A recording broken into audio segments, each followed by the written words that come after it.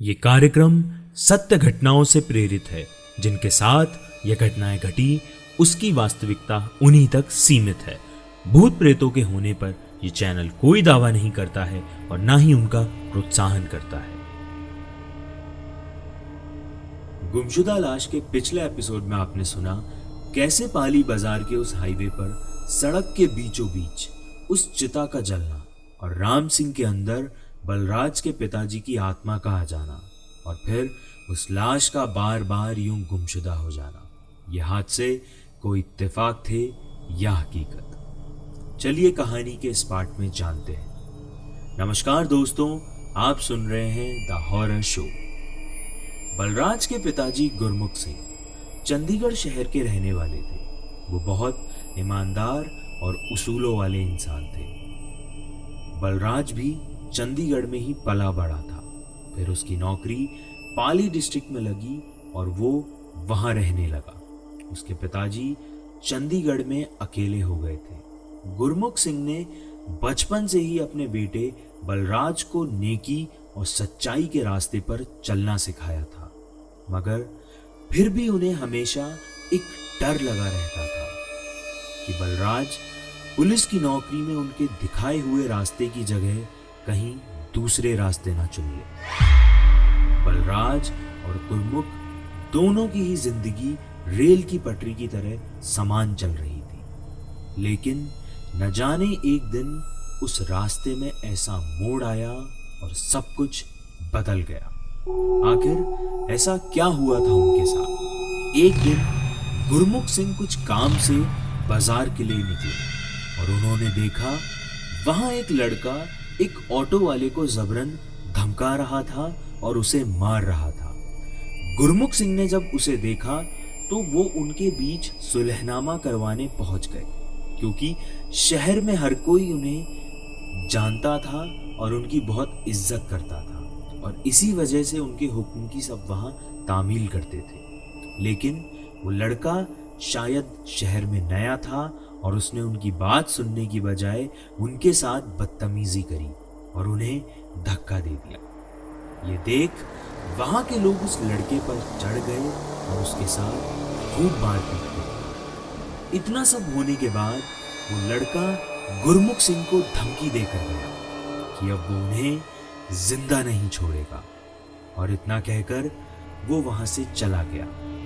गुरमुख सिंह को उनके मन में एक धक्का लग चुका था, क्योंकि जिस इंसान से आज तक किसी ने ऊंची आवाज में बात नहीं करी, उन्हें जब उस लड़के ने धक्का दे दिया तो अंदर ही अंदर उन्हें बहुत अजीब महसूस हो रहा था। वहां से कुछ दूर चलने के बाद उनका घर करीबन 2 किलोमीटर दूर था। उस रात उन्हें घर जाते जाते बहुत देर हो चुकी थी। गुरमुख सिंह जिस रास्ते से जा रहे थे वह रास्ता रात में बहुत सुनसान हो जाता था और जंगल के नजदीक होने के कारण वहां पर अक्सर जंगली जानवरों का खतरा भी बना रहता था। और उस रात उन्हें घर जाने की थोड़ी जल्दी थी, क्योंकि अगले दिन बलराज आने वाला था। तभी कुछ दूर चलने के बाद अचानक उस रोड से एक बाइक तेज रफ्तार में उनके पास सर करके वो घबरा गए थे और फिर अचानक उन्हें पीछे से वापस उस बाइक की आवाज सुनाई दी और वो जब तक पीछे मुड़ते वो बाइकर उन्हें टक्कर देकर वहां से निकल गया था। गुरमुख सिंह वहीं गिर पड़े और उन्हें सर में चोट आई। उस अंधेरी रात में वहां आसपास कोई नहीं था उनकी मदद करने के लिए और वो वहीं बेहोश हो गए।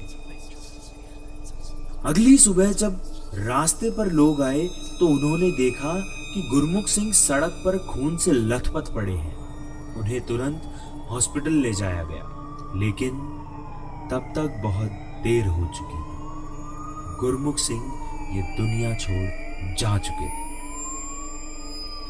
उसी दिन जब बलराज आया और उसे ये बात पता चली कि उसके पिताजी अब इस दुनिया में नहीं रहे, तो वो अपने आप को संभाल नहीं पाया था।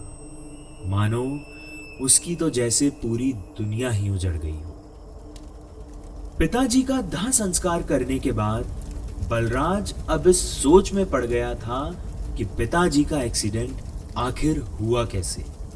और जब उसने हॉस्पिटल के डॉक्टर से बात करी तो उसने बताया कि उन्हें किसी गाड़ी ने पीछे से टक्कर मारी है। बलराज का मन ये मानने को राजी नहीं था कि उसके पिताजी का एक्सीडेंट हुआ है। उसे यकीनन ये लग रहा था कि ये एक्सीडेंट नहीं, ये काम किसी ने जानबूझकर किया है। मगर सोचने की बात ये थी कि ऐसे आदर्शवादी इंसान का दुश्मन कौन हो सकता है। बलराज ने अपने स्तर से जांच पड़ताल शुरू की और तभी उसे उस हादसे के बारे में पता चला जो उसके पिताजी के साथ बाजार में हुआ था। उसे पता चला कि वो लड़का उन्हें धमकी देकर गया था। बलराज के शक की सारी सुइयां उस गुमनाम लड़के पर आके रुक गई थी और फिर बलराज ने उस लड़के की तलाश शुरू करी और बलराज को खबर मिली कि उस लड़के का नाम सुनील है। जब वो उसके घर गया तो वहां उसके घर वालों ने बताया सुनील तो पिछले कुछ महीनों से घर से गायब था। किसी को भी इसके बारे में पता नहीं था कि अचानक सुनील गायब कहां हो गया था। जब बलराज ने शहर में और पूछताछ की तो उसे पता चला कि सुनील के कुछ अवैध धंधे हैं और वो गुंडा किस्म का आदमी है। बलराज के लिए इतनी बातें काफी थी ये समझने के लिए कि उसके पिताजी को किसी और ने नहीं, सुनील ने ही टक्कर देकर मारा है। अब बलराज के मन में बदले की भावना जाग उठी थी और वो सब भूल चुका था जो उसके पिताजी ने उसे सिखाया था। बलराज के सर पे अब सिर्फ खून सवार था। तभी बलराज ने प्लान बनाया कि वो इसे एक फेक एनकाउंटर में मार अपने पिताजी की मौत का बदला लेगा और उसने ऐसा ही किया।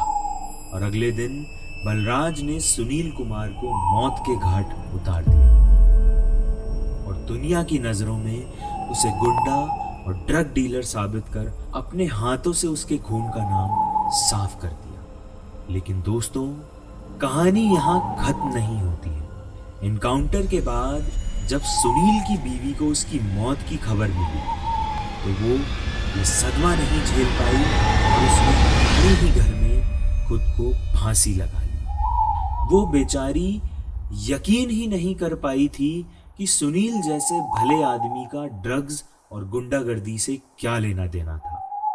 वो तो एक आम स्कूल टीचर थे।